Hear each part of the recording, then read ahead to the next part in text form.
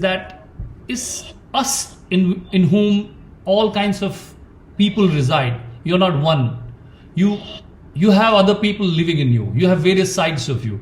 So this poem is called Tujme Koi Aur Rehta Hai. And then I would, Sadhguru, of course, we would be requesting you to also recite some work because this is a combination of poetry and also I have to definitely ask you a question about your painting. Tujme koi aur rehta hai. Somebody else resides in you. But I'll read it and explain it to you later. तुझमें कोई और रहता है, गौर से सुनना बीच बीच में, जाने वो क्या क्या कहता है. तुझमें कोई और रहता है. तेरी हरियाली के अंदर एक टीला है रेगिस्तानी. तेरी हरियाली के अंदर एक टीला है रेगिस्तानी. एक संतुलित तू है और तुझमें ही रहती है नादानी. एक संतुलित तू है और तुझमें ही रहती है नादानी. घाव छुपा है पर बहता है, तुझमें कोई और रहता है. गौर से सुनना बीच बीच में, जाने वो क्या क्या कहता है. आंगन में जो वृक्ष खड़े हैं, आंगन में जो वृक्ष खड़े हैं, सब तुमने ही बोए एक दिन. तुम्हें याद है हंसी खिलखिली, पर तुम ही थे रोए एक दिन. तुम में ही है जिद्दी आशा, तुम में ही है जिद्दी आशा, और तुम में ही घोर निराशा. तुम ही गोटी चलते हो और तुम ही फेंक रहे हो पासा.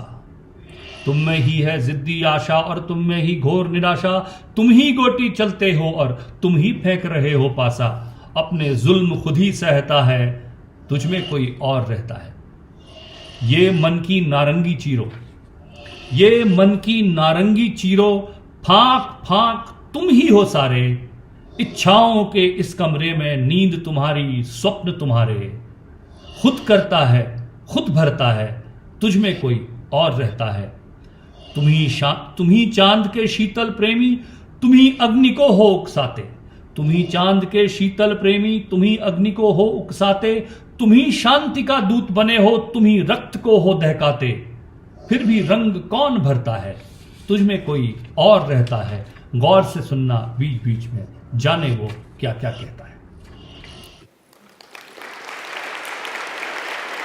Sadhguru, this is about exploring yourself, and the stupidity or the destruction resides in very much in you, and it depends which chord has been struck, and that's where someone like you, Sadhguru, comes in, who strikes and evokes the right side of you. Do you think, Sadhguru, in a human mind or human being, the good and bad resides together? Well, I would like to separate the human mind and the being. About so many people residing in us, my entire life's work is that I exorcised all of them. My ancestors, my parentage, my teachers, my friends, my loved ones, I exorcised all of them.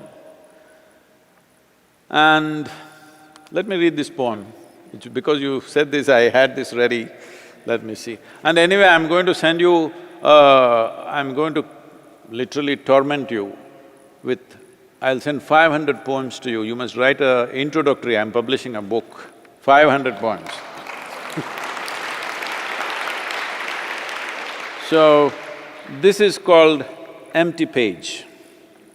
When thoughts that are too profound for words form in one's mind, heart swells, lifts tides high, the veil of time cracks and reveals the roots of past and what portends as future.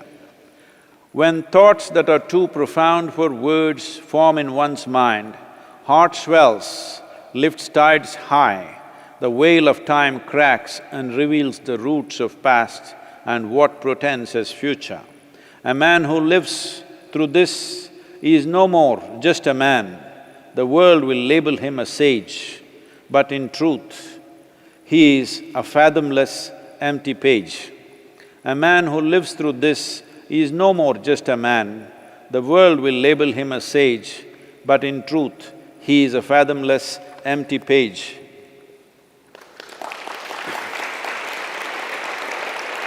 Nice, Sadhguru, very nice.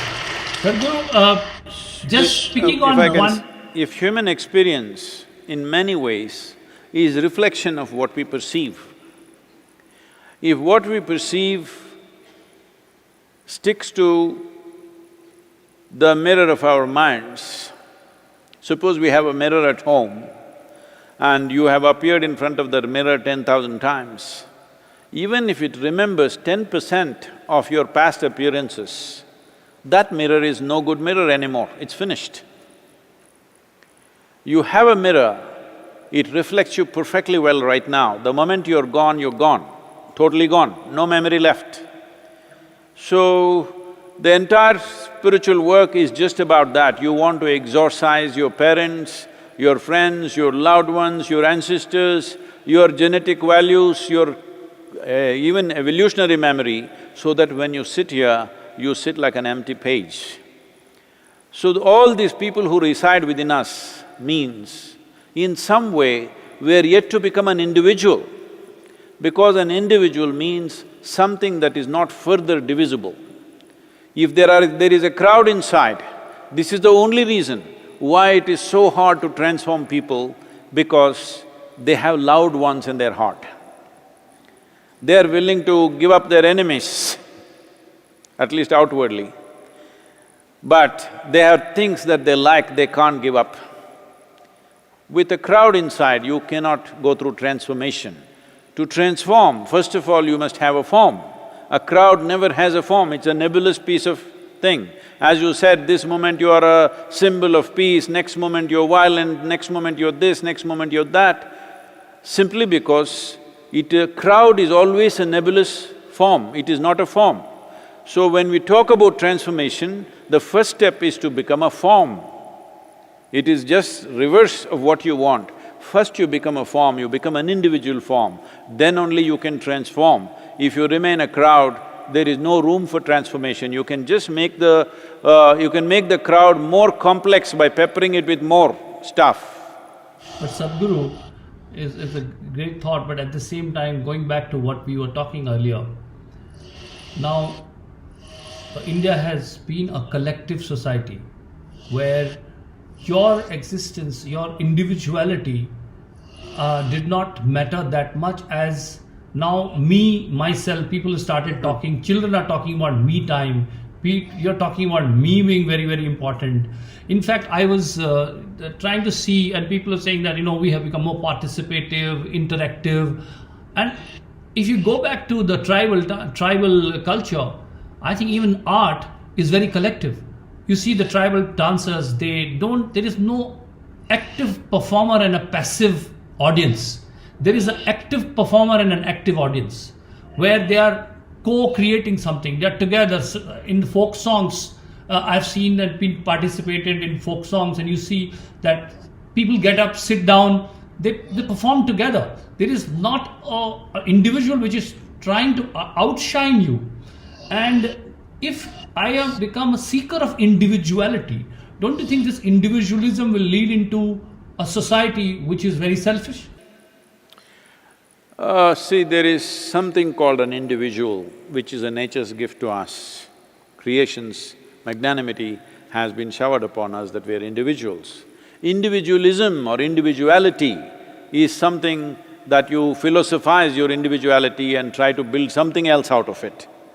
Now, when you say this society was not individualistic, that is not so, because this is the only culture which has been talking about individual mukti, individual transformation. Everywhere else they've been talking about collective stuff, and that's the reason why today individualism is spreading from the West, not from the East. But here also we have become more West than West, that's a different matter, but I'm talking about West and East more metaphorically, not necessarily geographically. So, when we say we are a society, if you look at all the religious teachings in the Western cultures, everything, they always talked about